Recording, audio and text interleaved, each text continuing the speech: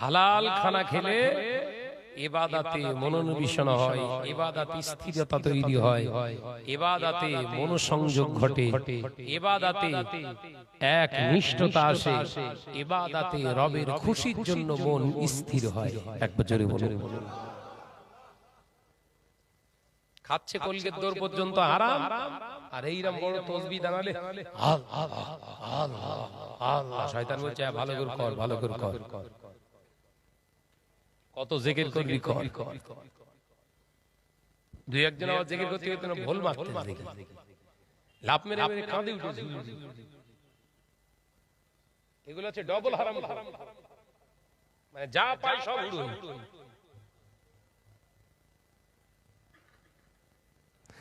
ভাইরা, নওজওয়ানেরা, যুবকেরা, ছেলেরা, বাচ্চারা, পর্দানশীরা, মা ও বোনেরা, শুনে রেখে দিন, জেনে রেখে দিন, যে সমস্ত নারীগুলো বেহায়া, নির্লজ্জ, বেহায়ার মতো রাস্তায় ঘুরে, ওই নারীগুলো যদি মারা যায়, ওদের ইন্তেকালে পরে ওদের ঘরে কবরের ভিতরে ঢুকিয়ে দিয়ে তিন মুঠো মাটি দিয়ে তামাম পৃথিবীর আলেমগুলো যদি ওই বাজারি নারীগুলোর কবরের পাশে দাঁড়িয়ে যদি কেঁদে কেঁদে কেঁদে কেঁদে তামাম পৃথিবীর আলেমের চোখের পানি শুকিয়ে গিয়ে যদি চোখে যদি ঘা হয়ে যায়, এ বাজারি বেহায়া নারীরা, তোদের কবরের আযাব বন্ধ হবে না।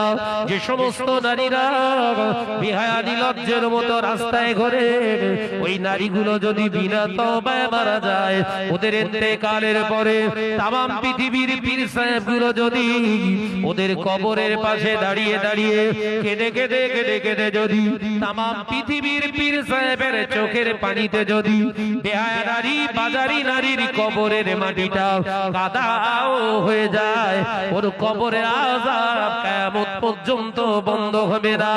যে নারীগুলো বিহায়াপনা করার জন্য, খরিদ্দার টানার জন্য সেজে গুজে রাস্তায় ঘোরাফেরা করছে, ওই নারীগুলো যদি বিনা তওবায় মারা যায়, ওদের ইন্তেকালের পরে কাবা বাইতুল্লাহ শরীফের ইমাম 14 জন ইমাম যদি ওদের কবরের পাশে দাঁড়িয়ে দাঁড়িয়ে কেঁদে কেঁদে কেঁদে কেঁদে যদি 14 জন ইমামের চোখের পানি শুকিয়ে যায়, ওই বেহায়া বাজারে নারীদের কবরের আযাব বন্ধ হবে না।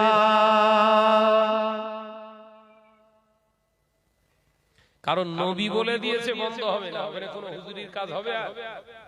কথা বলে না। নবী যেখানে বলেছে হবে, তামাম পৃথিবীর হুজুররা বলছে হবে না, আল্লাহ বলছে হবে। হাবিব আছে যেখানে, আমি আল্লাহ আছি সেখানে। একবার জোরে বলে, একবার জোরে বলে।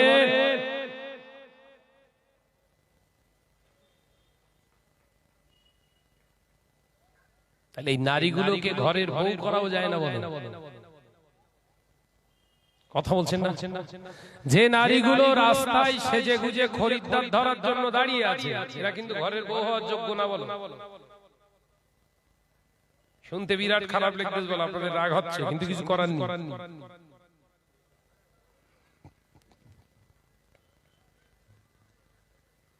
এরা ঘরের বউ হওয়ার যোগ্য নয়। ঘরের মহিলাদেরকে আগে সামলান।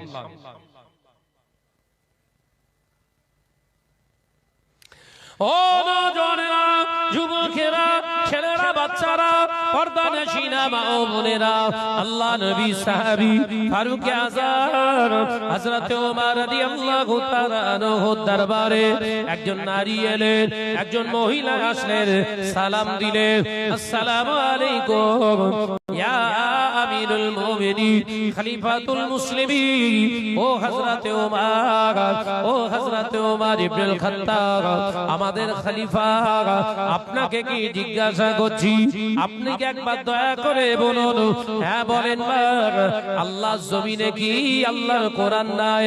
আল্লাহর জমিনে কি আল্লাহর বিধান নাই? কেন মায়ে কথা বলছেন? আল্লাহর বিধান, আল্লাহর কোরআন যদি থাকতো, রাতের অন্ধকারে রাস্তা দিয়ে নারীরা নিরাপদে চলাফেরা করত।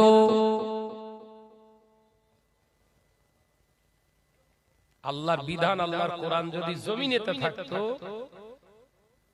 তাহলে মহিলারা নিরাপদ রাস্তাতে সফর করবে, কোনো অসুবিধা হবে না। আমার মনে হলো এই জমিনের উপরে আল্লাহর কোরআন নেই, ওই জন্য আপনাকে জিজ্ঞাসা করলাম। হযরতে ওমর রাদিয়াল্লাহু তাআলা আনহু বললেন, কি ব্যাপার মা, এই কথা বলছেন? আমি মদিনার রাস্তা দিয়ে আসছিলাম, মদিনার রাস্তা দিয়ে আসতে আসতে একজন যুবক সম্ভবত মদ্যপ অবস্থায় রাস্তার ধারে দাঁড়িয়ে আছে। আমি মহিলা হেঁটে হেঁটে আসি, আমার দিকে খারাপ ইঙ্গিত করে। শুনছেন? ও আল্লাহ নবী সাহাবী আমিরুল মুমিনিন খলিফাতুল মুসলিমিন, আমার মনে প্রশ্ন জেগে গেল, আল্লাহর কোরআন যদি জমিনের উপরে থাকতো, আল্লাহর কোরআনের শাসন যদি জমিনেতে থাকতো, মদ কেউ খেতে পারত না, রাস্তায় দাঁড়িয়ে পরের মেয়ের দিকে খারাপ ইঙ্গিত করত না। একবার জোরে বলবেন না? আমার বিশ্বাস আল্লাহর কোরআন থাকলে এই অপরাধগুলো জমিনে হবে না। ওই জন্য আপনাকে জিজ্ঞাসা করছি, যেহেতু আপনি তো আমাদের খলিফা।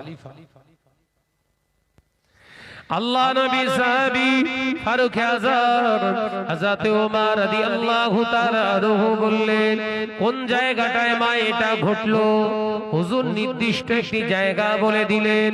সঙ্গে সঙ্গে সাহাবায়ে কেরাম 4 জনকে পাঠিয়ে দিলেন। আমিরুল মুমিনিন খলিফাতুল মুসলিমের হযরত ওমর 4 জনকে পাঠিয়ে দিলেন, যাও অমুক জায়গায় রাতের অন্ধকারে একজন নওজোয়ান যুবক দাঁড়িয়ে রয়েছে, দেখো না কোন বংশের ছেলে, দেখো না কার ছেলে, দেখো না কি করছে, শটান তাকে উঠিয়ে এনে কয়েদে ভরে দাও, জেলখানায় ভরে দাও। দেখো না তার বাপের নাম কি, দু দেখতে যেও না কোন বংশের ছেলে, কারণ আল্লাহর কোরআন এখনো জমিনে আছে। আল্লাহর কোরআন জমিনে থাকা অবস্থায় এমন জঘন্যতম কাজ করার মতো কারোর মাজাল নাই। একবার জোরে হবে? যাও দেখতে যেও না কোন মেম্বার প্রধান, আমাদের সব দেখে দেখে তো কথা বলে না, এই ওটা মেম্বারের ছেলে, কিছু বলিস না, চাইনি সেটা ওরে সব। দরুদ শরীফ আল্লাহুম্মা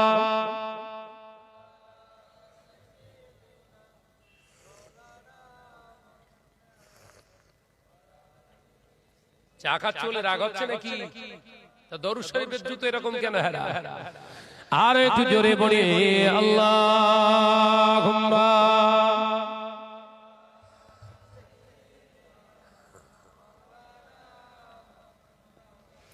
ওয়ালা আলি।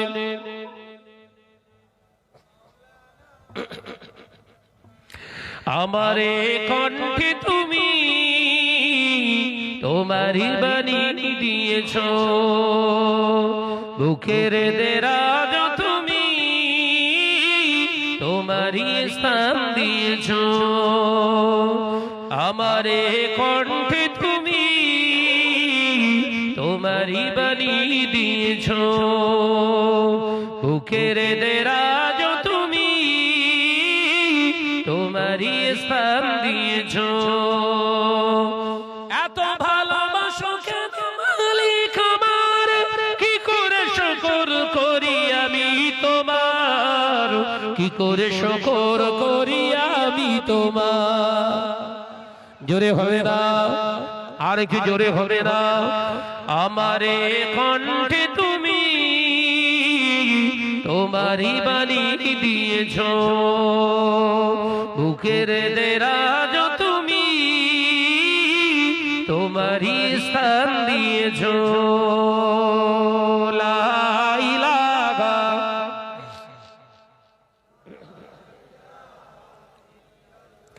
লা ইলাহা ইল্লাল্লাহু।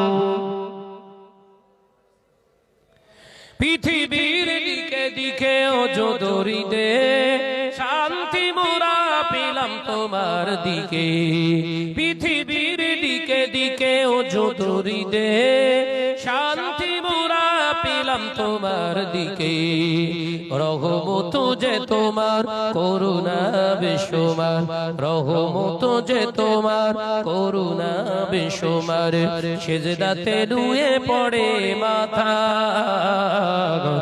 এত ভালোবাসো কেন মালিক আমার একবার জোরে হবে না নারে তাকবীর আমারি কণ্ঠে তুমি তোমারি বাণী দিয়েছো মুখের দেরাজ তুমি তোমারি স্থান দিয়েছো এত ভালোবাসো কেন মালিক আমার কি করে শুকর করি আমি তোমার কি করে শুকর করি আমি তোমার লা ইলাহা জোরে জোরে লা ইলাহা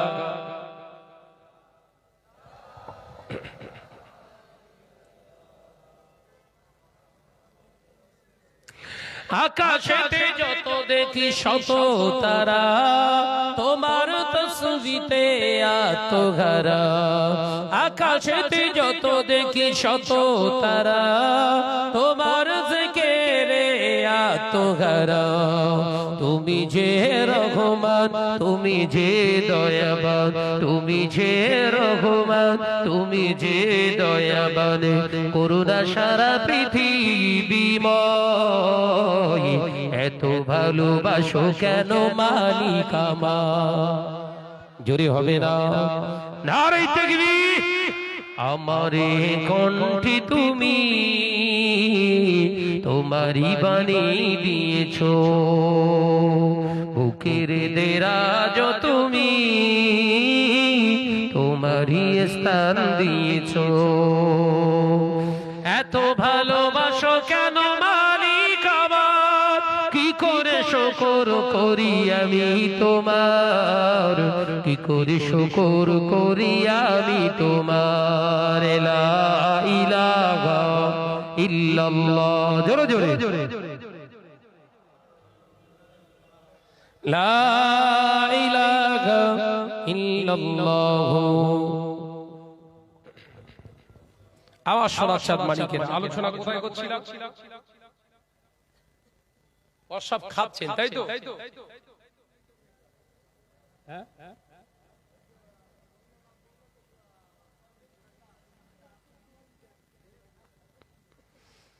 লাইন সব এগোড় বেগড় করে ফেল দিচ্ছে সর্বনাশ করছে সব চারজনকে পাঠিয়ে দিয়েছে কার বংশ কার ছেলে দেখার দরকার নেই ওখানে দাঁড়িয়ে আছে যুবক তুলে নিয়ে এসো আমাদের হলে এই কিছু বলার দরকার নেই ওটা মেম্বারের ছেলে কথা বলে না ভাঙড় পদ্মপুকুর এসব নেই এরা বিচারের ওস্তাদ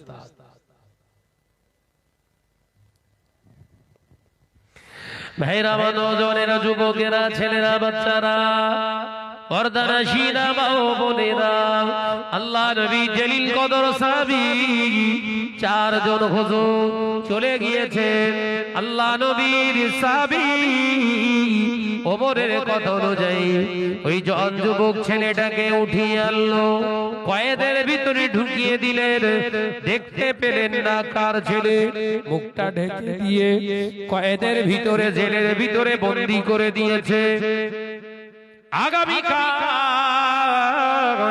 ফজরের নামাজ আদায়ের পরে এর বিচার হবে বিচারকেরা শোনান কেউ নয় হযরতে ওমর বিচার করবেন দুনিয়ার কোন মানুষের লেখা তার উল্লেখিত রচিত কোন বই থেকে নয় আল্লাহর কোরআনের বিচার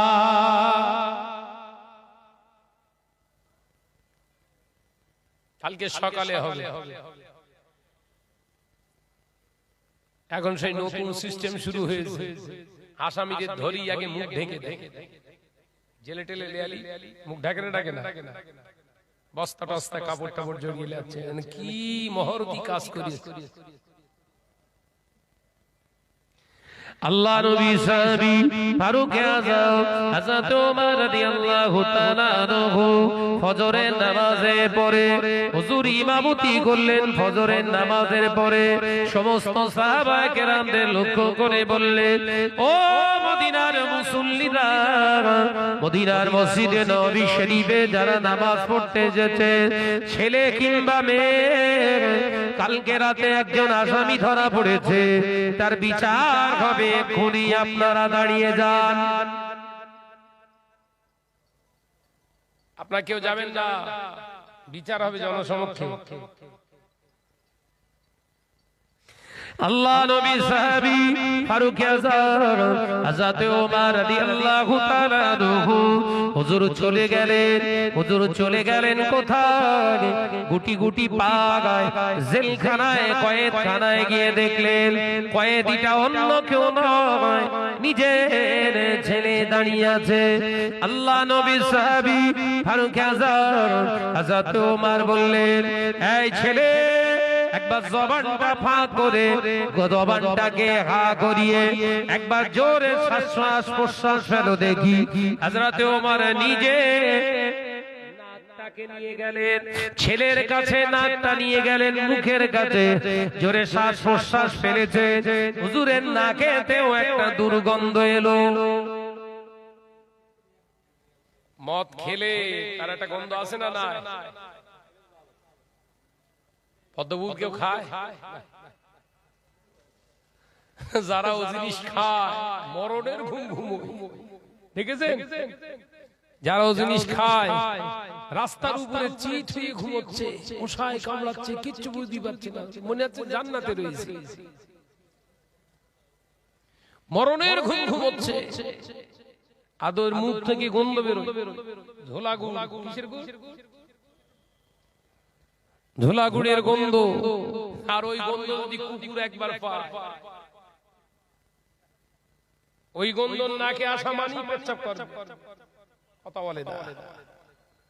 আর ওই জিনিস খেয়ে আর রাস্তাতে একটা শুয়ে রয়েছে, শুয়ে থাকে, হা হয়ে আছে কি জানে না, বলো ঘুমোচ্ছে। আর কুকুর যাচ্ছিল, ওর গন্ধ এসে শুকে শুকে দেখে এইখান দিয়ে বেরোচ্ছে, এইখান দিয়ে বেরোচ্ছে। ও চিন্তা করলো তাহলে ফেলাসটা এখানেই করি, একটা ঠ্যাং তুলে আর ফেলাস করে ওর গালে।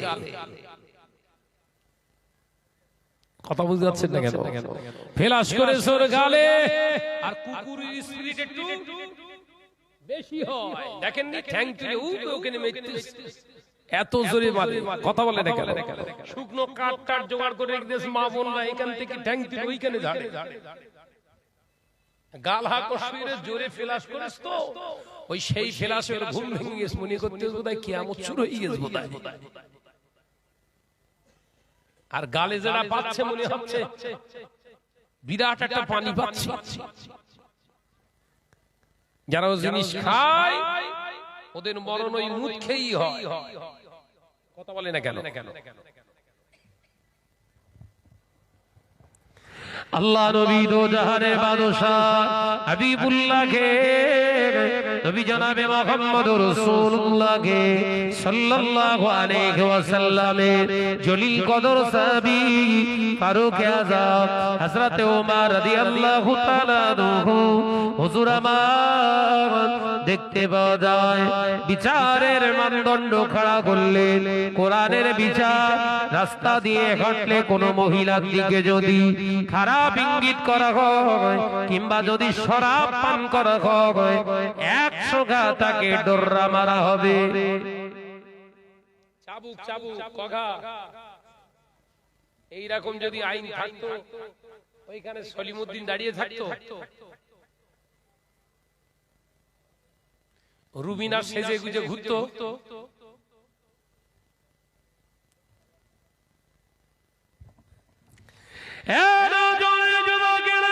ছেলেরা বাচ্চারা হযরত ওমর রাদিয়াল্লাহু তাআলা আনহু হুজুর বেরিয়ে এলেন জেলখানা থেকে বেরিয়ে এসে আল্লাহর কোরআনের বিধানের ফয়সালা জানিয়ে দিলেন। ও নবী পাকের সাহাবী হযরতে জাবের রাদিয়াল্লাহু তাআলা আনহু, ও আল্লাহ নবী সাহাবী ভাই জাবের, এইলেন হাতেতে চাবুক তুলে দিলাম, গুনে গুনে গুনে গুনে 100 ঘা চাবুক ওকে মারো। কার ছেলে? খলিফার ছেলে। রায় দিচ্ছে কে? কথা বলে না। খলিফার ছেলে খলিফায় রায় দিচ্ছে, বিচার করছে কে? খলিফা। গুনে গুনে চাবুক পেটা করো। কঘা? 100 ঘা। ভাই যাবে আল্লাহর কসম করে বলি, আমার দিকে তাকিয়ে যদি চাবুক মারেন, আমার ছেলে বলে যদি চাবুক মারেন, কিয়ামতের দিন আপনাকে জবাব দিতে হবে। একবার জোরে বলবেন না? কি ইসলাম!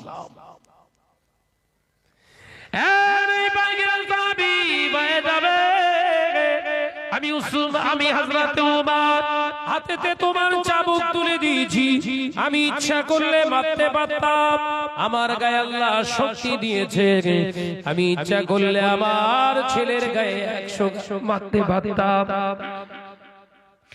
100 ঘা চাবুক আমি নিজে মেরে মেরে মেরে মেরে 100 ঘা পূর্ণ করে দিতাম ডররা, কিন্তু মারলাম না। কেন জানো? যত জনতা এখানে দাঁড়িয়ে রয়েছে মনে প্রশ্ন জেগে যাবে, হযরতে ওমর নিজের ছেলে বলে আসতে মারে। সুবহানাল্লাহ। খলিফার ছেলে বলে আস্তে আস্তে মারছে। তাহলে তোমার থেকে আল্লাহ শুকর, আমি ওমরের গায়ে অত্যন্ত জোর আছে, আমার ছেলেকে আমি সেবড়ে দিতে পারি। কিন্তু মানুষের চাকি চোখে সন্দেহ আসবে, সন্দেহের জায়গায় ইসলাম দেয় না। একবার জোরে বলুন।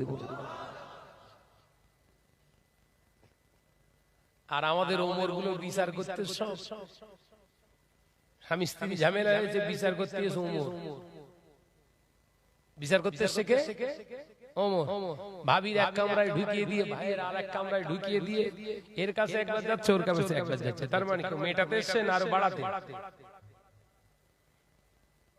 ভাবির কাছে বলছে মেম্বার, ভাবি তোমার যা রূপ চেহারা, শয়তানটা তো তোমার তো যত্ন করতে শিখলো না। তুমি আমার নাম্বার লে রাখো, যখন তখন প্রয়োজন হলে দেখো। খেলা শুরু হয়ে গেল। কথা ঠিক বলছি না? জোরে বল না রে বাবা। সুন্দরী বইয়ের কাছে মেম্বারের নাম, খেলা জমবে না? জমবে না।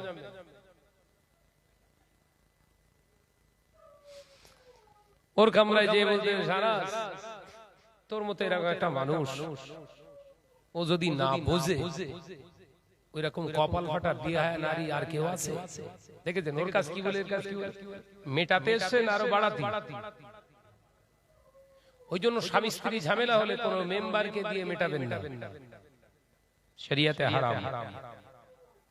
বোঝাতে পারলাম না বোধহয়? এলাকার মেম্বার প্রধানকে দিয়ে নয়, স্বামী স্ত্রী অশান্তি হয়েছে, ওই ঝামেলাটাকে মেটানোর জন্য এলাকার মেম্বার প্রধানকে ডাকবেন না, নিজে নিজে বিচার করুন, নিজের ফ্যামিলির মেম্বারদের নিয়ে বিচার করুন। হয় নিজের ক্ষমতা থাকলে বিচার করুন, আর নইলে পরিবারের যারা মেম্বার সদস্য বয়স্ক আছে তাদের নিয়ে বসুন। বাইরের মাল আমদানি করলি ও গেস বল, কথা বলে না। বাইরের জিনিস ভেতরে ঢোকালি কি হবে? নাম্বার হাওয়া হয়ে যাবে।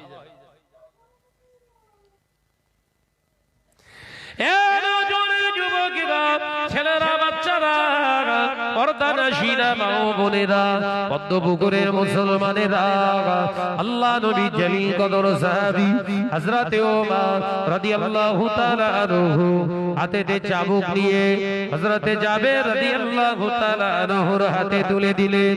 ও নবী পাকের সাহাবী ভাই জাবের, আপনার গায়ে তো আল্লাহ তাকত দিয়েছে, আমি আপনার কাছে চাবুকটা তুলে দিয়েছি আমার জন্য নয়, আমার আল্লাহ রাসূলের জন্য, আমার কোরআনের জন্য, আল্লাহর নবীর জন্য। চাবুক যখন মারবেন আমার ছেলে বলে মারবেন না, কিয়ামতের দিনের জন্য জবাব কিন্তু আপনাকে দিতে হবে।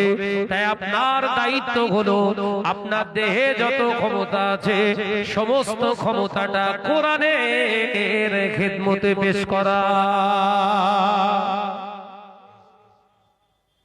মারো কঘা, মেয়ের দিকে তাকিয়ে ঠিক করে হেসে ফেললি কঘা, কথা বলে না। খারাপ ইঙ্গিত করলে কঘা, মদ খেলে কঘা, এইরকম যন্ত্র জারি থাকলে সব সামনে বসে থাকতো, দাঁড়িয়ে থাকতো, এলাকা ফাঁকা না পুরো।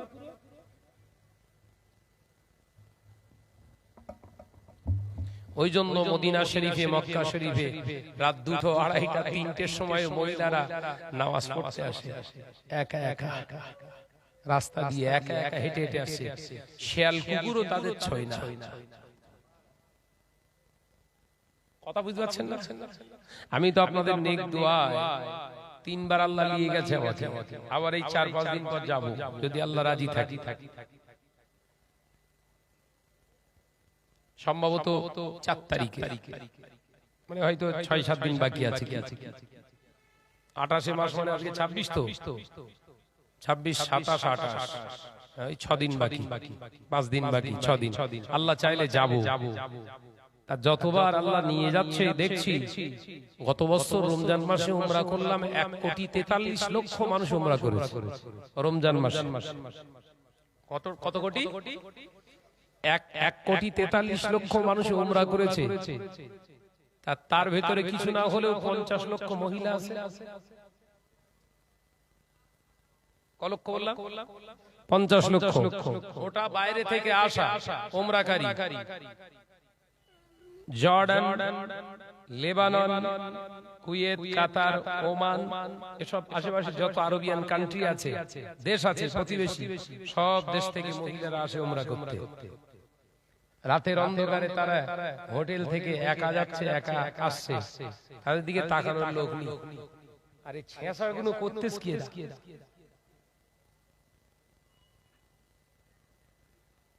তেরে কুকুর বলিস, অসুবিধা হচ্ছে নাকি?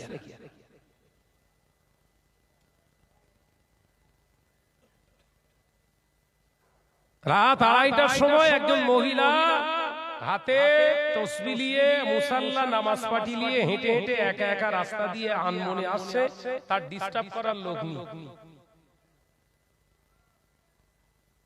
লক্ষ লক্ষ মানুষ ঘোরাফেরা করছে, কোন পুরুষ কোন ছেলে ওই মহিলাটার দিকে ফিরে তাকালো না, খারাপ ইন্ডিকেট করলো না, কোন রকম শব্দ হলো না।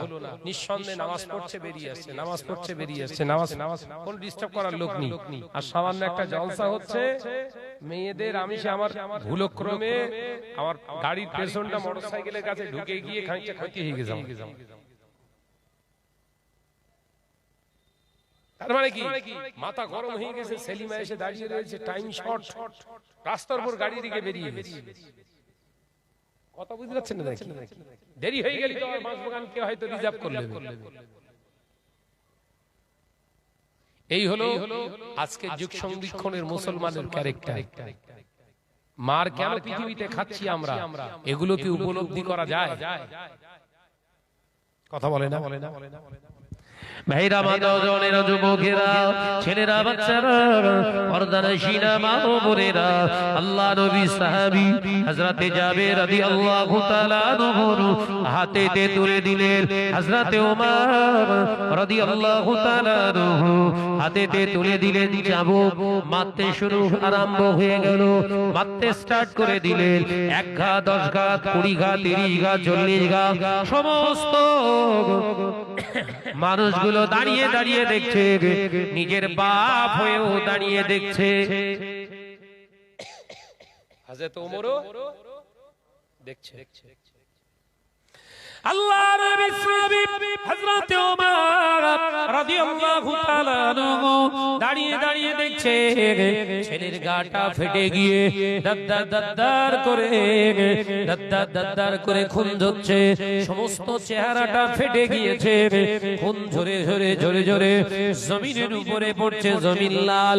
ও নজনের যুবকেরা, 60 ঘা 70 ঘা 80 ঘা হযরতে ওমর ইবনুল খাত্তাবের বেটা জমিনের উপরে পড়ে গিয়েছে লুটিয়ে। ইন্না লিল্লাহি ওয়া ইন্না ইলাইহি রাজিউন। হযরতে ওমর রাদিয়াল্লাহু তাআলা আনহু দেখলেন, নিজে এসে চেক করে দেখলেন, না না আর নাই, আসামি মারা গিয়েছে, আশিকাকে মারা গিয়েছে। হযরতে ওমর রাদিয়াল্লাহু তাআলা আনহু হুজুর কি করলেন, নিজে হাতে করে গোসল করিয়ে দিলেন, কাফন পরালেন, আগত সমস্ত মুসলমানদেরকে বললেন, ভাইরা এখনই জানাজা হবে, আপনারা দাঁড়িয়ে যান। হযরতে ওমর জানাজা পড়লেন। হুজুর জানাজা পড়িয়ে মদিনার কবরস্থান জান্নাতুল বাকি কবরস্থানের একটি কোণায় নিজের ছেলেকে দাফন করে দিলেন। 80 ঘা মারা হয়েছে। কোরআনের বাণী, যদি মহিলাদের দিকে খারাপ মন্তব্য করা হয় তাকে 100 ঘা চাবুক দিয়ে মারতে হবে। হযরতে ওমর বললেন, ছেলে তো আমার 80 ঘা কে দুনিয়া ছেড়ে দিয়েছে, তাই এখনো বাকি আছে 20 ঘা। ও আল্লাহ নবী সাহাবীরা, আপনারা কবরস্থান ছেড়ে যাবেন না, বাকি আছে এখনো কাজ। সবাই দাঁড়িয়ে রইলেন। হযরতে ওমর রাদিয়াল্লাহু তাআলা আনহু নিজে হাতে চাবুক তুলে নিলেন। আল্লাহ নবী সাহাবীদেরকে বলতে লাগলেন, আপনারা শোনেন, একটু অপেক্ষা করেন, দাঁড়িয়ে যান। আমার ছেলে 80 ঘা খেয়ে দুনিয়া ছেড়ে দিয়েছে, এখনো 20 ঘা বাকি আছে। মৃত মানুষের গায়ে আঘাত করা শরীয়ত জায়েজ করেন নাই, কোরআন নিষেধ করেছে, হাদিস নিষেধ করেছে, মৃত মানুষের গায়ে আঘাত করা যাবে না। তাই আমিও আমার ছেলেকে 80 ঘা মারার পরে দুনিয়া ছেড়ে গিয়েছে, আল্লাহর কোরআনের বিধান এখনো মানা হলো না। তাই আমার ছেলের গায়ে না মেরে কবরের উপরে বাড়ি বাকি 20 ঘা চাবুকের বাড়িটা আমি বাপ হয়ে মেরে আল্লাহর কোরআন এখনো জিন্দা আছে প্রমাণ করে দিলাম।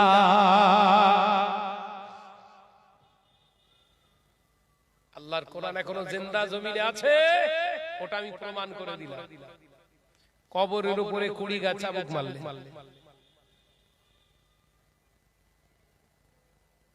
ইসলামের নীতি আদর্শটা যদি আজকে আমরা উপলব্ধি করতাম, আমাদের ঘরের ছেলেদের দশা এরকম হতো। এলাকার মেম্বার প্রধানরা শাসন করবে, তুমি বাপ তুমি শাসন করবে।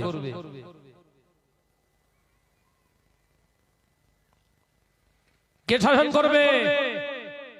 স্কুলের শিক্ষক। ও নজনের যুবকেরা, ছেলেরা, বাচ্চারা, পর্দার শিনা মা ও বোনেরা, শুনে রেখে দেন, জেনে রেখে দেন, আল্লাহ নবী দো জাহানের বাদশাহ হাবিবুল্লাহকে, নবী জনাবে মুহাম্মদুর রাসূলুল্লাহকে সাল্লাল্লাহু আলাইহি ওয়াসাল্লাম পাক জবানে জানিয়ে দিলেন, ও মাসাবিরা, শুনে রেখে দাও, জেনে রেখে দাও, মানুষ যখন হারাম খাওয়া শুরু করে দেয়, মানুষ যখন হারাম খাওয়া শুরু করে দেয়, ওর হালাল কাজ আর ভালো লাগে না, ওর হালাল কাজ আর করতে ভালো লাগে না। আল্লাহ নবী 1 তারিখে সাহাবায়ে কেরামদের বলেছিলেন, বাবা সাহাবীরা শুনে রেখে দাও, জেনে রেখে দাও, এমন একটা দিন আসবে, সময় আসবে, যেদিন মানুষ নামাজ আদায় করবে, রোজা আদায় করবে, হজ আদায় করবে, যাকাত আদায় করবে, পিরহান পরিধান করবে, দাড়ি রাখবে, টুপি পরিধান করবে, বড় বড় মসজিদ বানাবে, মসজিদ ভর্তি মুসল্লি পাওয়া যাবে, মসজিদ ভর্তি মুসল্লি দেখতে পাওয়া যাবে, অথচ আল্লাহকে ভয় করনেওয়ালা মুসলমানের অভাব হয়ে যাবে। কার অভাব? জোরে বলেন বাপ। আল্লাহকে ভয় করা মুসলমানের অভাব হয়ে যাবে। বর্তমান যুগ সন্ধিক্ষণে এটা দেখা যাচ্ছে না, যায় না? যে নবী সাহাবীরা প্রশ্ন করলেন, ইয়া রাসূলুল্লাহ, হাবিবাল্লাহ, হুজুর এর কারণটা কি? আল্লাহ নবী বললেন, আলির রিবা, তার কারণ হলো সুদের লেনদেনকারী হয়ে যাবে এরা। গোপনে গোপনে সুদের কারবার করবে এরা। নামাজ পড়বে, রোজা করবে, হজ করবে, উমরা করবে, অথচ গোপনে গোপনে এরা সুদের সঙ্গে যুক্ত হয়ে যাবে। কিসের সঙ্গে হচ্ছে? না না, পদ্মপুকুর হয়, ভাঙড় থানার ভেতরে এইটা ঠিক বাকি আছে। চাচা 5 ওয়াক্ত নামাজ আদায় করে, চাচি বন্ধন গ্রুপের লোন তোলে, ভাই আমার হাজি হয়ে ফিরেছে, ভাবি আমার মহিলা সমিতির চেয়ারম্যান সেজেছে। আছে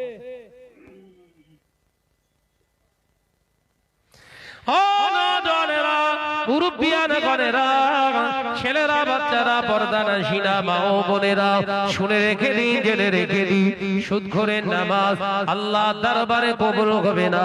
সুদখোরের রোজা আল্লাহর দরবারে কবুল হবে না। সুদখোরের দান আল্লাহর দরবারে কবুল হবে না।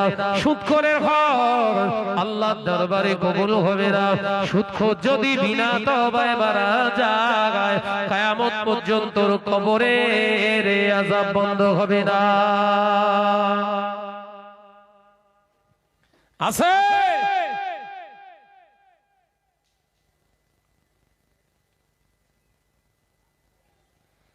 সামনে রমজান মাস আসছে, আর মাত্র হাতে গোনা 2-3 দিন হবে, হয়তো 3 দিন আর দুপুরে খাওয়া হবে। গড়ে সব রোজা, কথা বলে না কেন? রোজা এ তো খুব সোজা, রোজা এ তো খুব সোজা।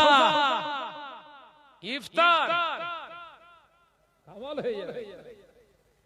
সব মসজিদে মসজিদে সব ইফতারের ব্যবস্থা আপনাদের হয়তো এখানে দেন তো? কি বলবো, এই মসজিদে ইফতার দেওয়ার নেকির কাজ না গুনার কাজ বলছেন? জোরে বল। এই মসজিদে ইফতার দেওয়াটা নেকির কাজ না গুনার কাজ? ঠিক বলছেন? আর বলবেন?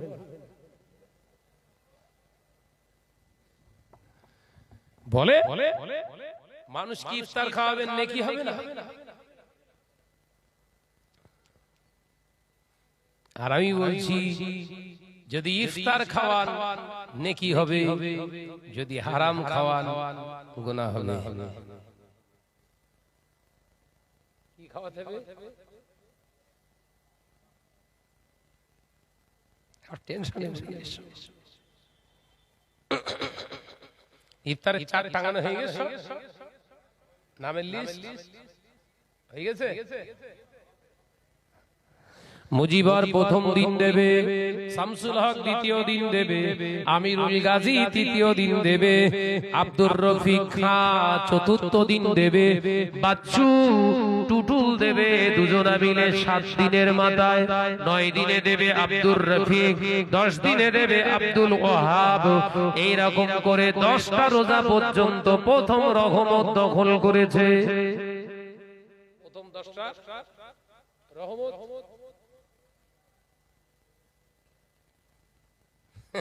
ওই 10 জনের ভিতরে 6 জন হারাম কথা বলে না।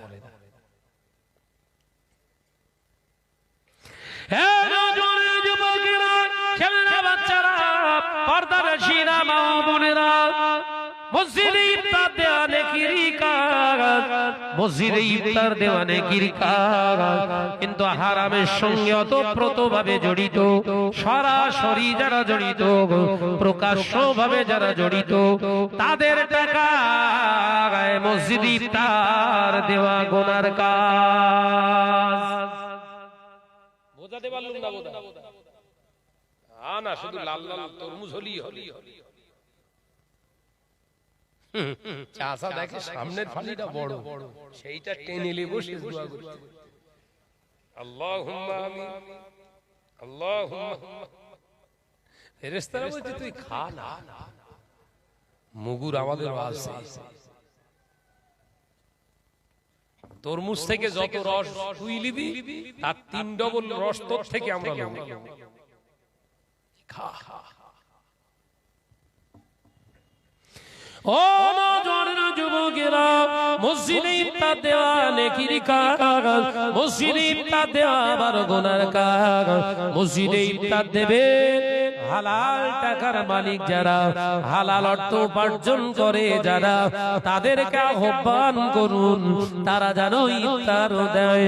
হারামখোর, লটারি কাটনে वाला, সুদের কারবার করনে वाला, মহিলা সমিতি করনে वाला, বন্ধন গ্রুপ করনে वाला, এরকম ব্যক্তিরা যদি আগ্রহ প্রকাশ করে আমরা মসজিদে ইফতার দেব, ওর মসজিদে ইফতার দেওয়ার সুযোগ দেওয়াটাও হলো গুনাহ। মাথায় ঢুকছে? এখন প্রশ্ন আসতে পারে, ভাই তাহলে কি আমরা মসজিদে ইফতার দেব না? আপনি কি ভাবছেন না দিলে গুনাহ হবে? মসজিদে যদি রমজান মাসে ইফতার না দেয় গুনাহ হবে? একটা গুনাহ হবে? গুনাহ হবে না তো? তাহলে ইফতার দেওয়ার জন্য এত ফাটাফাটি করতেছেন কেন? না হুজুর বলে গেছে নেকির কাজ। হুজুর হুজুর বলার মতো বলিনি, খানিকটা বলেছে, খানিকটা ভেতরে আর খানিকটা বাইরে রাখলে এরকমই হয়। আমরা সব ওয়াজ করছি সেই অর্ধেকটা করি, ফুল ওয়াজ করছি। আমরা ওয়াজ করছি বাবা মসজিদে ইফতার দেওয়া বিরাট নেকির কাজ, এটা বলো অর্ধেকটা ফুল না বলো। কথা বোঝাতে পারছি না নাকি? কেউ ওয়াজ বুঝতে পারছেন তো নাকি? যে হুজুর বলেছে, যে মাওলানা বলেছে, যে ইমাম সাহেব বলেছে মসজিদে ইফতার দেওয়া নেকির কাজ, ও ফুল ওয়াজ করলো না অর্ধেকটা। ফুল ওয়াজ কিরকম হবে? মসজিদে ইফতার দেওয়া নেকির কাজ তখনই হবে যখনই আপনি আপনার হালাল অর্থ দিয়ে ইফতারের আয়োজন করবেন। একবার জোরে বলুন। ফুল কথার হাফ কথা বোঝা যাচ্ছে? এই অর্ধেকটা ওয়াজের কারণে সমাজ সব রসাতলে যাচ্ছে। কাদের কারণে? কথা বলে না। এই বলছি বলেই তো শাহনাজ এত খারাপ। সমাজকে এগুলো জানাচ্ছি বলেই তো শাহনাজ মরে গেলি ভালো হয়। আপনারাও দোয়া চান তাড়াতাড়ি যেন মরি যায়।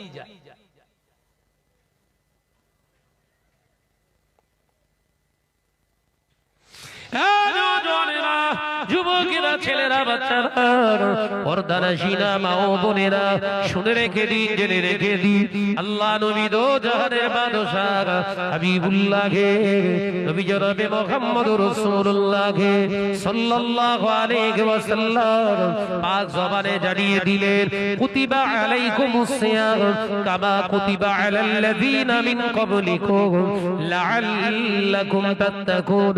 আবার আল্লাহ কোরআনে জানিয়েছেন, হাবিব পাক জবান দিয়ে জানান, আল্লাহ পূর্বের নবীর উম্মতদের উপরে রোজাকে আল্লাহ ফরজ করেছিলেন, আবার আল্লাহ পাক সেই রোজাকে আমাদের জন্য ফরজ করে দিয়েছে। কামা কুতিবা আলাল্লাযীনা মিন ক্বাবলিকুম লাআল্লাকুম তাত্তাকুন। একবার জোরে হবে না? আরবি জোরে হবে না? কামা কুতিবা আলাল্লাযীনা মিন ক্বাবলিকুম লাআল্লাকুম তাত্তাকুন। আমি আল্লাহ রোজা তোমাদের প্রদান করেছি, এই রোজা সিয়াম সাধনার ভিতর দিয়ে আল্লাহর ভয় তোমার ভিতরে প্রতিষ্ঠিত করো। রোজা আমাদের দেয়া হয়েছে কি কারণে? আল্লাহর ভয় নিজের ভিতরে প্রতিষ্ঠিত করার জন্য, সেই জন্য রোজা। আর সেই রোজা রেখে ইফতার চালাচ্ছি সুদ করে টাকা দিয়ে, ভয় ঢুকবে না বেরোবে? কথা বলে না তো, সব চুপ করে, সব ভয় ঢুকবে না বেরোবে?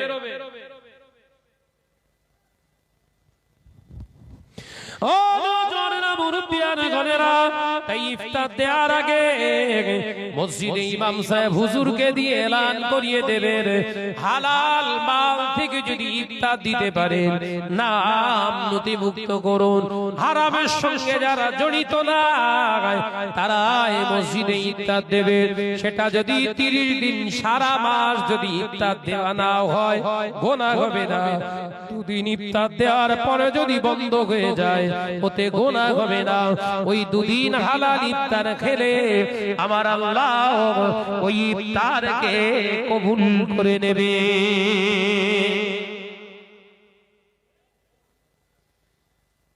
তাই পাগলামি করো না, ভাই হিসাবে বলে দিয়ে যাচ্ছি, পাগলামি করো না। ইফতার দেন একদম বেছে বেছে বেছে বেছে বেছে প্রাণ খুলে দরুদ শরীফ আল্লাহুম্মা।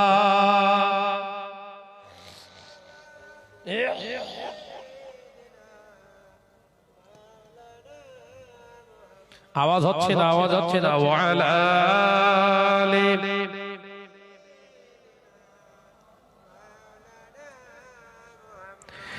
ডেকে লো রাসূলুল্লাহ রোজা পাকের কিনারে, আমি সইতে পারি না বিরহ ব্যথা, ধন্য করো দিদারে। জোরে বলবেন না, আর জোরে হবে না। আরে তাকবীর। ডেকে লো রাসূলুল্লাহ রোজা পাকের কিনারে, আমি সইতে পারি না বিরহ ব্যথা, ধন্য করো দিদারে। আল্লাহুম্মা সাল্লি আলা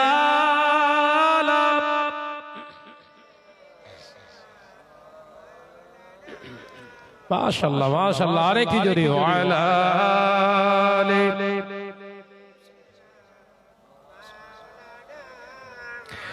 নূরে উজ্জ্বল চেহারা তোমার, দেখে মন যে ভরে যায়, তোমার ওই গুলবাজেই হাজরা দেখে ঈমানও বেড়ে যায়। একবার জোরে হবে না, আর একটু জোরে হয় না। ডেকে লো রাসূলুল্লাহ রোজা পাকের কিনারে, আমি সইতে পারি না বিরহ ব্যথা, ধন্য করো দিদারে। আল্লাহুম্মা সাল্লি আলা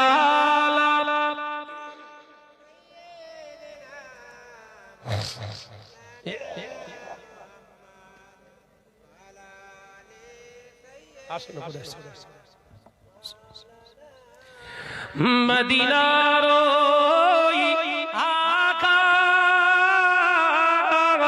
মদিনার ওই বাতাস, মদিনার ওই আকাশ, মদিনার ওই বাতাস, মদিনার ওই জবলে হুদ তোমাকে ও সালাম জানা। একবার জোরে হবে না, নারে তাকবীর। ডেকে লো রাসূলুল্লাহ রোজা পাকের কিনারে, আমি সইতে পারি না বিরহ ব্যথা, ধন্য করো দিদারে। আল্লাহুম্মা সাল্লি আলা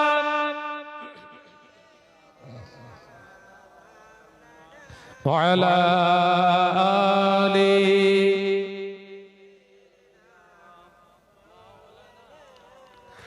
আমার নজরেরা, যুবকেরা, ছেলেরা, বাচ্চারা, তাহলে আলোচনা বুঝিনি। মসজিদে ইফতার দেওয়া যেমন নেকির কাজ, ওই মসজিদে আবার ইফতার দেওয়াটাও হলো গুনার কাজ। মাথায় ঢুকছে? ইফতার হলি ধুনে দেবেন খেয়ে নাকি? তাহলে ইফতারের মজলিস ছাড়া যারা ইফতার পার্টি করতেছে এরা কি হবে? আর নাম দিয়েছে ইফতার পার্টি।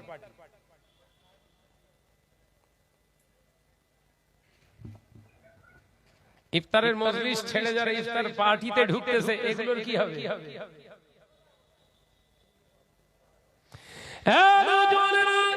শরিয়াতের মাসালা বুঝু, শরিয়াতের ফতোয়া হলো কোন মুসলমান হারাম খানা যদি বিসমিল্লাহ বলে মুখে তোলে, সাথে সাথে বেঈমান হয়ে যায়। কোন মুসলমান যদি হারাম খানা বিসমিল্লাহ বলে খায়, সাথে সাথে বেঈমান হয়ে যাবে।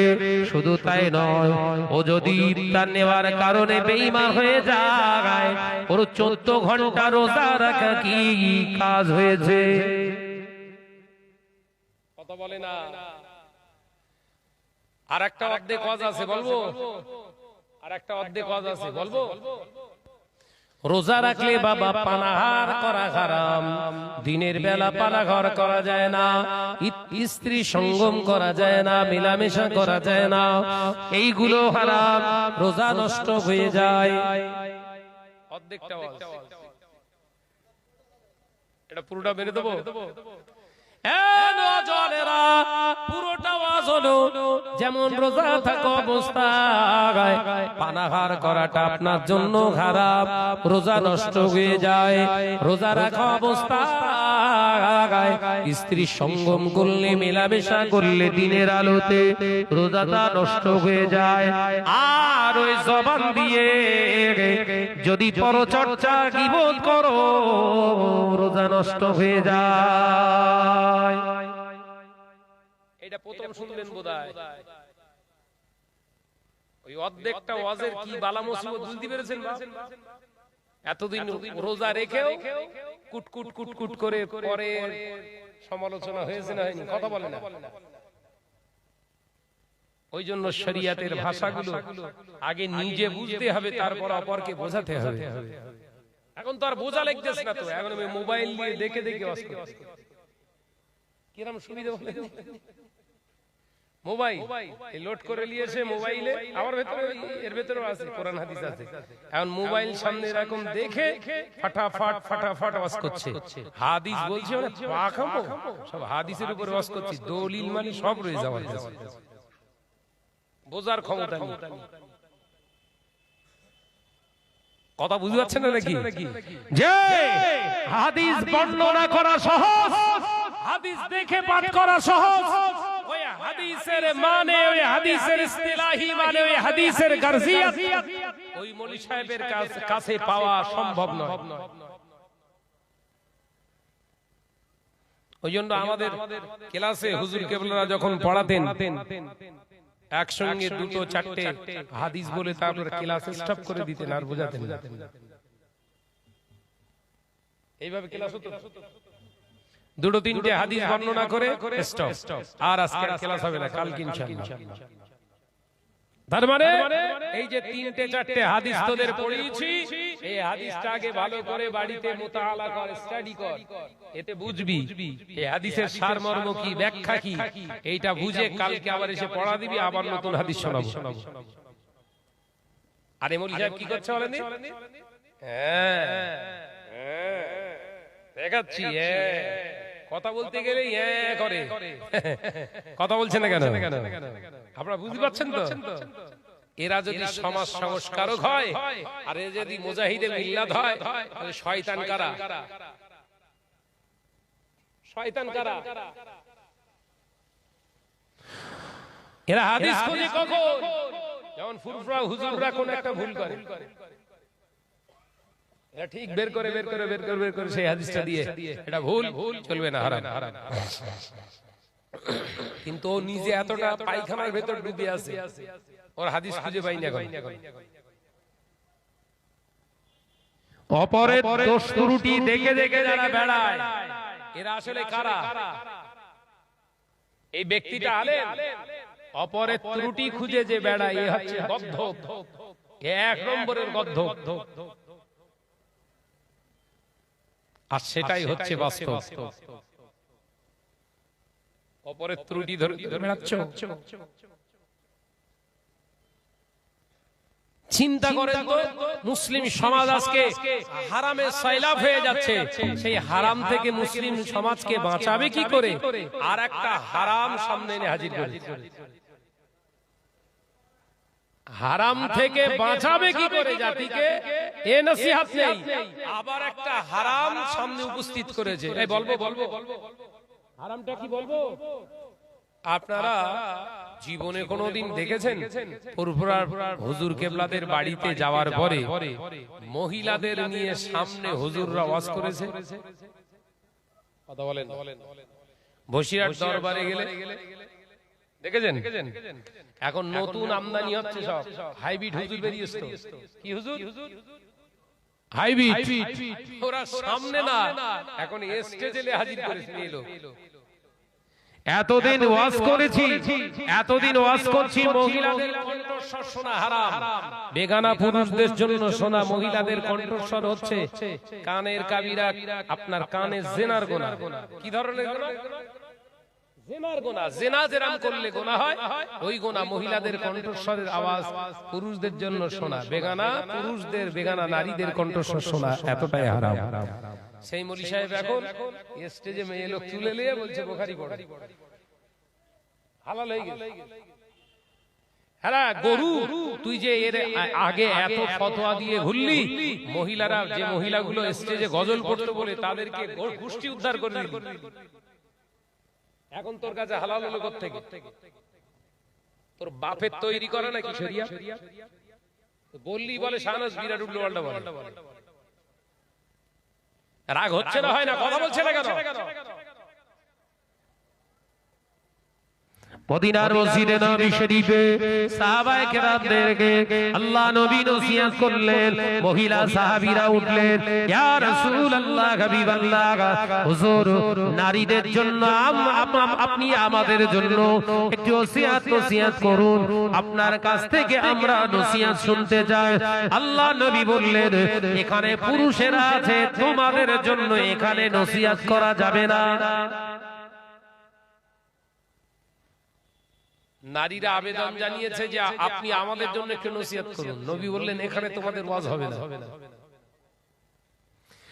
ও আমার সাহাবীরা, চলে যাও, আমার সাহাবী আব্দুল্লাহর বাড়িতে চলে যাও। আব্দুল্লাহর বাড়ির ঘরটা বা ঘরটা অনেক বড়। ওই বড় ঘরের ভিতরে তোমরা যতজন মহিলা এসেছো সব মহিলাগুলো ঢুকে যাও, আমি রাসূল পাক যাচ্ছি। আল্লাহ নবী সমস্ত সাহাবীয়া মহিলা হুজুর এমনি করে হযরতে আব্দুল্লাহ রাদিয়াল্লাহু তাআলা আনহুর ঘরেতে চলে গেলেন। আল্লাহ নবী নিজে গিয়ে হাজির হলেন, সঙ্গে হযরতে হাফসে বেলালকে নিয়ে। আল্লাহ নবী বললেন, বাবা আব্দুল্লাহ, বাড়িতে কি মোটা কাপড় আছে? হ্যাঁ ইয়া রাসূলুল্লাহ, হাবিবাল্লাহ, আছে। আল্লাহ নবী বললেন, আমার সামনাসামনি ওটাকে পর্দা করে টাঙিয়ে দাও। একবার জোরে হবে। ভাই নবী পাকের চোখের গোনা ছিল? বল না রে বাপ। জবানের গোনা ছিল? হাত মোবারকের গোনা ছিল? চক্ষু মোবারকের গোনা ছিল? অন্তর মোবারকের গোনা ছিল? নবী তো সমস্ত গুনাহ থেকে পাক। সুবহানাল্লাহ বলে। সেই নবী পর্দা দিয়েছে কেন? সেই নবী মহিলাদের সামনে পর্দা দিলেন কেন? আর তুই মৌলী সাহেব, তোর গোনা নেই? তুই তো পরের বইয়ের দিকে তাকালে আর চোখ ফেলিস না। কথা বলে না? নবীর জন্য যদি পর্দা হয়ে থাকে, তোর জন্য কি দেওয়া উচিত? দেয়াল তোলা উচিত না? কথা বলছেন না কেন? নবীর জন্য যদি কাপড়ের পর্দা হয়ে থাকে, তোর জন্য তো দেয়াল ওঠার দরকার ছিল। এই মিয়া, তুই সামনে মেয়ে ছেলে পড়ছিস, বললি শাহনাজের নামে প্রচার করা হচ্ছে নাকি মহিলা শিক্ষা বিরোধী। শেখাবে কোরআন, আবার জবাই করাও শেখাবে কোরআন। এই শিক্ষার দরকার আছে? কথা বলছেন না কেন? যে কোরআন শিখে সেই কোরআনকে যদি নিজের জীবনে বাস্তবায়িত না করে কোরআনের বিরুদ্ধে চরিত্র তৈরি করতে হয়, ও শিক্ষা করাটাও তো হারাম। কথা বলছেন না কেন? প্রতিবাদ করছি, কচ্ছপ মলি সাহেব, গদ্ধব মলি সাহেব, আপনার কালু মোল্লা মলি সাহেব, কুতু হুজুর, মুতু হুজুর, কত রকম হুজুর এখন সব শাহনাজকে নিয়ে পড়ে আছে। শাহনাজ দেখেন সোশ্যাল মিডিয়ায়, দেখ কত ক্যামেরা, দেখ এরা আবার এই কাটছাট করে ছাড়বে, আবার জ্বলন শুরু হবে।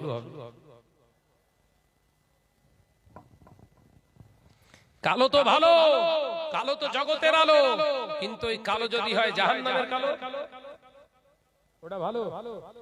কথা বলে না তো। কালো তো ভালো, এই তো কালো ড্রেস পরে আছে, এ খারাপ হলে পড়তুম। কালো তো ভালো, কাবা বাইতুল্লাহ শরীফের গেলাপ তো কালো, ও কালো তো ভালো, কিন্তু জাহান্নামের আগুনের কালো, ওটা কি ভালো?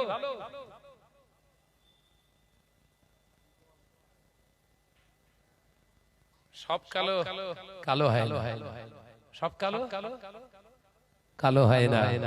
কিছু কালো আছে একেবারেই কালো, সেটার নাম হচ্ছে জাহান্নামের আগুন, একেবারেই কালো, ও ফর্সা হওয়ার কোনো লাইন নেই।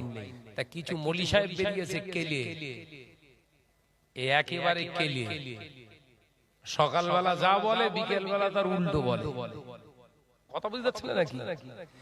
ও যেদিকে পড়ে পানি সেদিকে ধরে ছাতা, এ কথা বলে, যেদিকে পড়ে পানি সেদিকে ধরে ছাতা, এ কেলে সেই কেলে না, ও পুরোপুরি কেলে। এমনি বলিস আমি? আল্লাহ এই সমস্ত ফিতনিনদেরকে মুসলিম সমাজ থেকে আল্লাহ বিচ্ছিন্ন করে দেন, বলুন আমিন। আর জোরে বলি আল্লাহুম্মা আমিন। যত এরা সমাজে, এরা যত সমাজে স্ট্রেস পাবে, তত সমাজ আরো কুশলিত হবে, জাহান্নামীমুখী হবে। দাদা হুজুর বলেননি, আব্দুল হক মুহাদ্দিস দেহলভী রাহমাতুল্লাহ আলাইহি বলেননি, হাজী ইমদাদুল্লাহ মুহাজিরে মাক্কি রাহমাতুল্লাহ আলাইহি বলেননি, তাবলীগ জামাতের আশরাফ আলী থানভী সাহেব রাহমাতুল্লাহ আলাইহি বলেননি, বড় বড় ওলিয়ে বিদ্বান আল্লাহ ওয়ালারা বলে যেতে পারলেন না নবীরা সব ভিখারির বাচ্চা। হাইব্রিড পলি সাহেব বলছে ভিখারির বাচ্চা। এই শুনেননি? একটু আগে আমার মাতার ভাই বলছিল তো, এদের বিরুদ্ধে প্রতিবাদ করবো তো কি, ওর থেকে বাড়িতে শুয়ে থাকা ভালো। কথা বলছেন না কেন?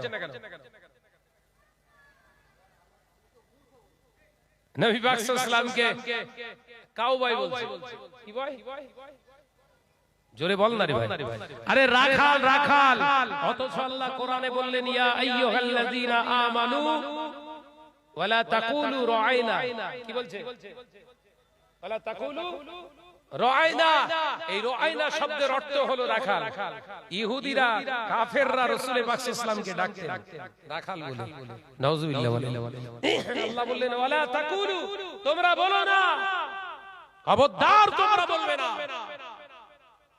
রাআইনা, আমার হাবিবকে তোমরা রাখাল বলবে না। আল্লাহ নিষেধ করছেন, আর এই কালিমুল্লাহ বলছে এর ছেড়ে দেওয়া যাবে? কথা বলছেন না কেন? আমরা কি ওই রকম শিক্ষা অর্জন করেছি? জীবন চলে যাবে, জীবন দিয়ে দিতে প্রস্তুত শাহনাজ, অন্যায়কে সাপোর্ট করে বাঁচতে 1 মিনিট রাজি না। আল্লাহ আমাদের বোঝার তৌফিক দেন, বলুন আমিন। আরো জোরে বলি আল্লাহুম্মা আমিন। ভাইরা, মা, নওজোয়ানেরা, যুবকেরা, ছেলেরা, বাচ্চারা, পর্দানশীনা মা ও বোনেরা, শুনে রেখে দিন, জেনে রেখে দিন, আমি আয়াতে কারিমা এর জন্য পড়েছি। আল্লাহ কোরআন পাকের ভিতরে জানিয়ে দিলেন, ইয়া আইয়ুহাল্লাযীনা আমানু, হে আমার বিশ্বাসী সম্প্রদায় বান্দারা, আমি আল্লাহ পাক জানিয়ে দিলাম, আতিউল্লাহ, আমি আল্লাহ আমার ইতাআত তোমরা করো, ওয়া আতিউর রাসূল, আমার হাবিবের ইতাআত তোমরা করো ওয়া উলিল আমরি মিনকুম ওই সমস্ত আলেমে দ্বীনের ইতাআত তোমরা করো ওই সমস্ত আলেমে দ্বীনের সোহবতে তোমরা যাও যে আলেমগুলো শুধু ইলম হাসিল করেছে ওরা দুনিয়ার জমিনে কোরআন পড়ে দুনিয়ার জমিনে হাদিস পড়ে এটাই শেষ কথা নয় যতটুকু পড়েছে ততটুকুর উপরে আমল করেছি কিনা দেখো ওই আলেমের কাছে তোমরা যাবে যে আলেমটা ইলম অর্জন করে আতিউল্লাহ আল্লাহর ইতাআত করেছে আল্লাহর ইতাআত মানে আল্লাহর হুকুমের গোলামিত্ব করেছে ওয়া আতিউর রাসূল শুধু হাদিস মুখস্থ করেন না হাদিসগুলো পড়ে তার উপরে জীবন গঠন করেছে ওয়া উলিল আমরি মিনকুম আমি আল্লাহ বলছি ওই আলেমের সোহবতে তোমরা যাবে আমি আল্লাহ আমার হাবিবের সন্ধান পেয়ে যাবে একবার জোরে হবে না তাহলে কোন আলেমের কাছে যেতে বলছে এই দেখে দেখে ওয়াজ করবে শুধু ওর কাছে কোরআন খুলে তাফসীর করে ওর কাছে না ও যে কটা লাইন পড়ে ওই কটা লাইনের উপরে জীবন চলে বোঝাতে পারলাম না তো যে কটা লাইন এখানে ওয়াজ করছি আমি ওই কটা লাইন যদি আমি আমল করি তাহলে আল্লাহর কাছে হলাম আমি আলেমে কামেল কথা বুঝাতে পারলাম না আর 100 লাইন ওয়াজ করে এক লাইনও আমল করিনি আমি শুধু আলেম আমার কাছে পাওয়া যাবে না আল্লাহর রাসূলের সন্ধান আছে না ওই আলেমরাই তো বলতেছে আমরাই হলাম সেরা আবার সে এমন ঢাকা মারে দেয় মনে হয় ওর বাপের পৈতৃক সম্পত্তির উপর বসে দিয়েছে সেবড়ে দিতে পারি আমি বললাম না এই সময় দরকার ছিল সরকারি ভাবে বৈধতা দেয়া কি করা কথা বুঝাচ্ছেন না আমার ভারতবর্ষের ল কনস্টিটিউশন আমাদের ওই শিক্ষা দেয় না ওই জন্য বেঁধে যায় নইলে ইসলামী ল অনুযায়ী এই যে যারা বলেছে নবীকে কাউবয় যারা বলেছে নবীকে ভিখারির বাচ্চা এদেরকে যে মৌলভী সাহেবরা যুক্তি বুদ্ধি দিয়ে সাপোর্ট করে চালানো সব কটা পেড়ে দিতে পারে অন ক্যামেরায় বলছি আরে ফতোয়ার কিতাবের শরিয়ারা কাফের সমাজে যে কাফের ঘুরছে এরা কাফের ও কাফের আলাদা আর যারা বিশ্বাস করে আমানতু বিল্লাহি আল্লাহ এক আল্লাহকে আমি রব বলে ঘোষণা করলাম ওয়া মালাইকাতিহি এবং আল্লাহর ফেরেশতাদের বিশ্বাস করলাম আর রাসূলিহি আল্লাহর রাসূল আল্লাহর নবীদের প্রতি বিশ্বাস আল্লাহ ওয়া কিতাবিহি ওয়া কুতুবিহি সমস্ত কিতাবীদের উপরে আমি কিতাবের উপরে বিশ্বাস করলাম এই সমস্ত মিয়াঁগুলো যখন নবীকে ভিখারির বাচ্চা বলে কাউবয় বলে এদের শরীয়তের ফতোয়া হলো কাফের এরা কুফরি করেছে সঙ্গে সঙ্গে এদের কতল করার হুকুম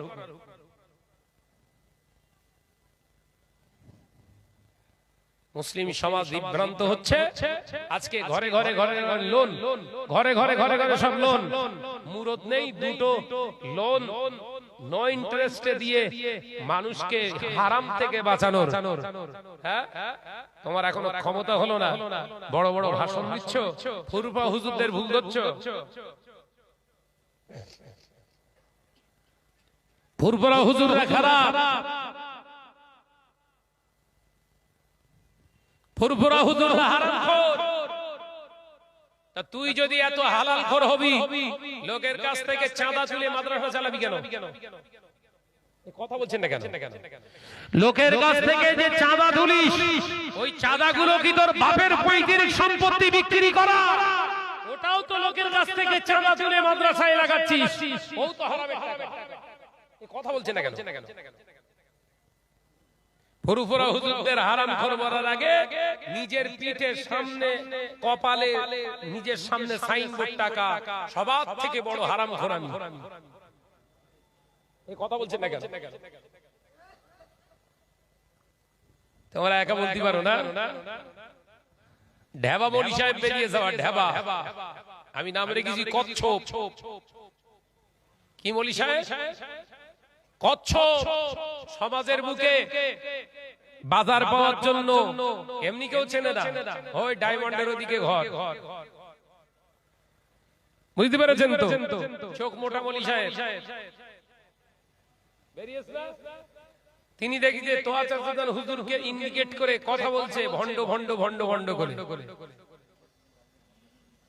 তোয়া চাচাদান যদি ভণ্ড হয়, ভণ্ডর মতো একটা কাজ করে দেখা না, মুসলিম উম্মার জন্য ঈদের 2টো ছুটি তিনি আদায় করিয়েছেন সরকারের কাছ থেকে। তোর মুরদে হবে একটা কাজ করে দেখা। কত শত কত বাচ্চা মুসলিম ছেলে চাকরি পেয়েছে তানার ওসিলায় অনেক সমস্যা সলভ হয়। তানার কথা শোনে বর্তমান শাসক, তানার কথা শোনে। তোর কথা কে শোনে? কুকুর শোনে? কথা বলে না তো? তোর কথা কুকুর শোনে?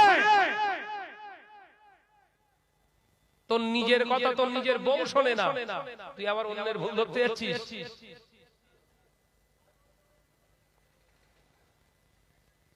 আমার শুধু আফসোস হয়, কি বলেন দিন, এই সময় হযরতে ওমর রাদিয়াল্লাহু তাআলা আনহু কেন বেঁচে নেই? সব পেড়ে দিত। কথা বলছেন না কেন? হযরতে ওমর যদি হায়াতে থাকতেন এই সব কটা পিসকে আগে জবাই করত। কুরবানি চাঁদের আসার আগে এগুলোকে কুরবানি হতো। হযরতে ওমর রাদিয়াল্লাহু তাআলা আনহু মদিনার মসজিদে নবী শরীফে বললেন, ও আমার নবী পাকের সাহাবীরা, মায়েরা, আমি ওমর বলছি, আজকের পর থেকে আর তোমরা মসজিদে নামাজ পড়তে আসবে না। কে বলছে? শুনছেন নাকি? হযরতে ওমর রাদিয়াল্লাহু তাআলা আনহু বললেন, ও নবী পাকের পাগলেরা, ও মায়েরা, বোনেরা, রাগ করবেন না। আমি ওমর, আমি চিন্তা ভাবনা করে দেখেছি সমাজে ফিতনা বেড়ে যাচ্ছে। ফিতনা বাড়ার কারণে আমি ওমর ডিসিশন নিলাম, আমি কিয়াস করলাম, ইজমা করলাম। আমি ইজমার দ্বারা চিন্তা করে দেখলাম মহিলাদের জন্য এই রাতের অন্ধকারে নামাজ পড়তে আসাটা ঠিক নয়। তাই আজকে থেকে তোমরা মসজিদে নামাজ পড়তে এসো না, তোমরা নিজেরা ওয়াক্তের নামাজগুলো বাড়িতে আদায় করে নেবে, বাড়িতে ওয়াক্তের নামাজগুলো আদায় করে নেবে। আমার আল্লাহ তোমাদেরকে অবশ্যই সেই সাবধান করে দেবে। হযরতে ওমর কি করলেন? মসজিদে মহিলাদের আসা নিষেধ করলেন। কিসের ভয়ে? ফিতনা। কথা বুঝাচ্ছেন নাকি? সাহাবীদের যুগের কথা বলছি, বলো। সাহাবী দেখতে পাচ্ছে ফিতনা, আরে মৌলী সাহেব দেখতে পাচ্ছে না, পাশে মৌলী সাহেব বসে আছে, মৌলী সাহেবের পাশে মেয়ে ছেলে বসে আছে, ফিতনা দেখতে পায় না। তাহলে এই কি মুফতি? কানা মুফতি না? এ কি মুফতি? জোরে বলে। কানা মুফতি না? এ কানা মুফতি সমাজ সংস্কার করবে না সমাজে আরো আবর্জনা ভরবে? কোনটা? আল্লাহ নবী দিন ও দুনিয়ার বাদশা হাবিবুল্লাহকে, নবী জনাবে মুহাম্মদুর রাসূলুল্লাহকে সাল্লাল্লাহু আলাইহি ওয়াসাল্লাম জলিল কদর সাহাবী আমাদের আম্মা জান হযরতে আয়েশা সিদ্দিকা রাদিয়াল্লাহু তাআলা আনহা হুজুর আমার হায়াতে রয়েছে। আল্লাহ নবী ইন্তেকাল হয়ে গেলেন, দয়ার নবী রাহমাতাল লিল আলামিনের রওজা মুবারক হলো, মাজার মুকাদ্দাস হলো।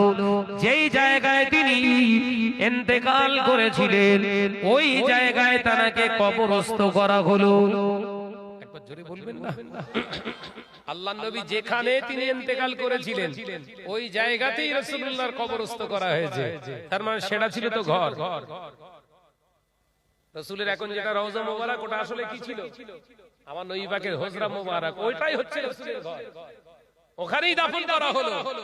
ভাই, স্বামী স্ত্রী থাকলে সেই স্বামী স্ত্রী থাকার জায়গাটায় যদি স্বামী দাফন করা হয়, স্ত্রী কোথায় থাকবে? বিবি কোথায় থাকবে? আল্লাহ নবী দয়ার নবী রহমাতাল লিল আলামিনের কলেজার বিবি আম্মা জান হযরত আয়েশা সিদ্দিকা রাদিয়াল্লাহু তাআলা আনহা হুজুর আমার দেখতে পাওয়া যায় আল্লাহ নবীর কবরের মাজার মুকাদ্দাসের পাশে একটা চাদর নাই, কিছুই টাঙালেন না। আল্লাহ নবীর কবরের পাশেই তিনি বিছানা করে শুতে লাগলেন। একবার জোরে বলুন। নবী মাজার মুকাদ্দাসে শুয়ে আছে কবরের ভিতরে, আর পাশে আম্মা জান শুয়ে আছে, কোনো পর্দা নেই। কথাটা কিন্তু বুঝতে হবে খুব ডিপলি। আল্লাহ নবী দয়ার নবী রহমাতাল লিল আলামিন হুজুর আমার দয়ার নবীর কবরের পাশে আম্মা জান হযরত আয়েশা সিদ্দিকা রাদিয়াল্লাহু তাআলা আনহা ঘুমাতে লাগলেন। নো টেনশন, নিজের ঘরের ভিতরে রাসূলুল্লাহর কাছে তিনি আছে।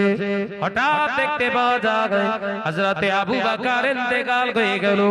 হযরত আবু বকর আরজু জানালেন আমার রওজা মোবারকটা, আমার কবরটা আমার রাসূলুল্লাহর পাশে দেয়া হবে। ওসিয়াত করে গেলেন। হযরতে আবু বকরের ওসিয়াত মাফিক আল্লাহর নবীর পাশেই তানাকে দাফন করে দেয়া হলো। একবার জোরে বলবেন না? ঘর ডাকা এইসব বুঝতে পারছেন না নাকি? ঘরটা কার? রাসূলের তো। ওই ঘরেই তো আম্মা জান আয়েশা শুচ্ছে। ওই ঘরে এখন শুয়েছে কে? কথা বলে না তো। হযরতে আম্মা জান আয়েশা সিদ্দিকা রাদিয়াল্লাহু তাআলা আনহা আব্বা জান তখন দয়ার নবীর পাক বিবি আম্মা জান হযরতে আয়েশা সিদ্দিকা রাদিয়াল্লাহু তাআলা আনহা তিনি মাঝখান দিয়ে পর্দা দিলেন না, কারণ বাপের সামনে মেয়ের পর্দা থাকে না, মেয়ের পর্দা করা আবশ্যক নয়। ও নওজোয়ানেরা, যুবকেরা, ছেলেরা, বাচ্চারা, হযরতে ওমর খলিফা পদে নিযুক্ত হয়ে গেলেন। হযরতে ওমরকে আবু লুলু নামক একজন মুনাফিক নামাজি হালাতে আক্রমণ করলেন। আল্লাহর নবী সাহাবী হযরতে ওমর জখম হয়ে গেলেন। হযরতে ওমর জখম অবস্থায় হুজুর 40 দিনের মতো হায়াতে ছিলেন। ওই 40 দিনের ভিতরে ওর নিজের ছেলে আব্দুল্লাহকে বললেন, ও আবার আব্দুল্লাহ ইবনে ওমর, বাবা আব্দুল্লাহ তুমি যাও আম্মা জান আয়েশাকে যে একটু জানাও আমার রাসূলুল্লাহর মাজার মুকাদ্দাসের পাশে যেন আমাকে একটু শোবার মতো জায়গা করে দেন, আমার কবরটা যেন আম্মা জান হযরতে আয়েশা সিদ্দিকা আমার রাসূলুল্লাহর কবরের পাশে আমার কবরটা হতে দেন। আর ওই জায়গাটা নিজের জন্য বরাদ্দ করেছিলেন আম্মা জান। আম্মা জান আয়েশা মনে করেছিলেন আমি ইন্তেকাল করব, আমার আব্বা জানের পাশেই আমাকে কবরস্থ করা হবে। আর সেই জায়গার দাবি তুলেছে কে?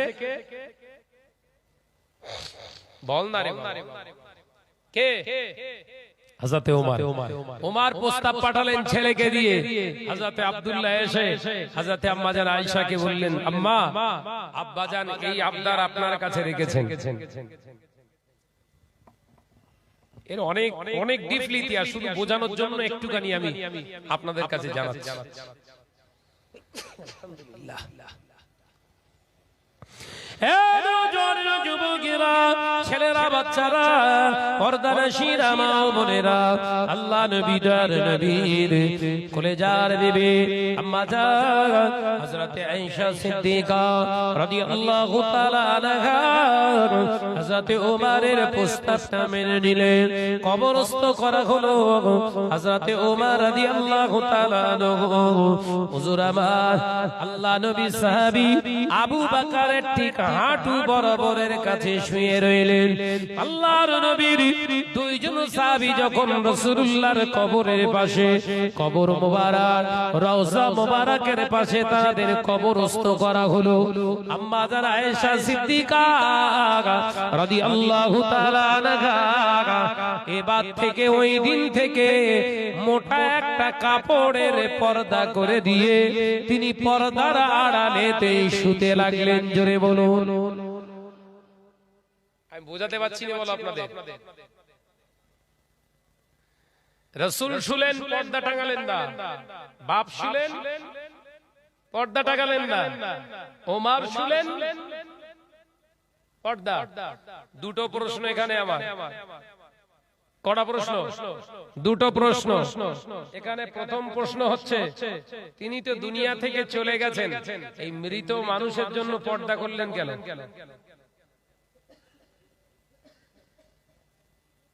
আমার আলোচনা বুঝতে পারছেন না? রাসূলুল্লাহ তো দুনিয়া ছেড়েছেন, আবু বকরও তো দুনিয়া ছেড়েছেন, হযরত ওমরও তো দুনিয়া ছেড়েছেন। মৃত মানুষের জন্য যদি পর্দা করার দরকার হয়, এই মৌলী সাহেবের পর্দার দরকার আছে না? তাহলে মুফতি না বাগান ঠেলা?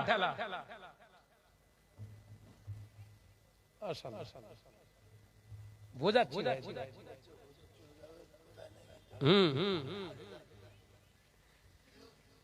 এই কথা বলে না কেন? তাহলে আম্মা জান আয়েশা রাদিয়াল্লাহু তাআলা আনহা স্বামীর জন্য পর্দা করলেন না, বাপের জন্য পর্দা করলেন না, দুজনা ইন্তেকাল করেছে। তারপরে হযরত ওমরের কবরস্থ করার পরে পর্দা টাঙালেন। তাহলে মৌলী সাহেবের এখনো কি আক্কেল মাড়ি উঠেস বলে মনে হয়? এই মৌলী সাহেবের কি এখন আক্কেল মাড়ি উঠেস বলে মনে হয়? এ আবার হাদিস দেখে বর্ণনা করে বলে আমি বিরাট কিছু জানি, তোর কলকে কাবাব করে দেবো, আমার নাম শাহনাজ।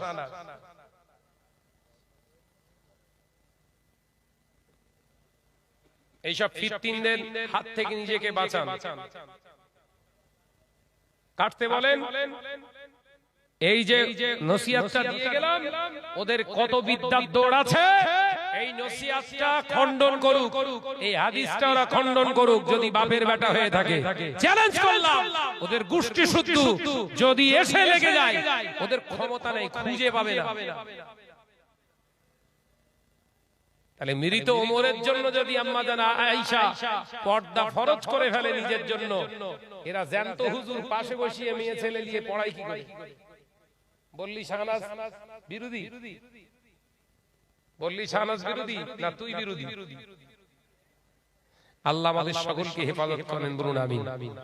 আমি জাস্ট আপনাদের ভালোবাসি, ভাঙড়ের মানুষ। আপনাদের ঈমান আকীদা সব দাদা পীর রাহমাতুল্লাহ আলাইহির সঙ্গে, কথা ঠিক না বুঝজরে বলে যে আমরা দাদা হুজুরকে ফলো করব, তাই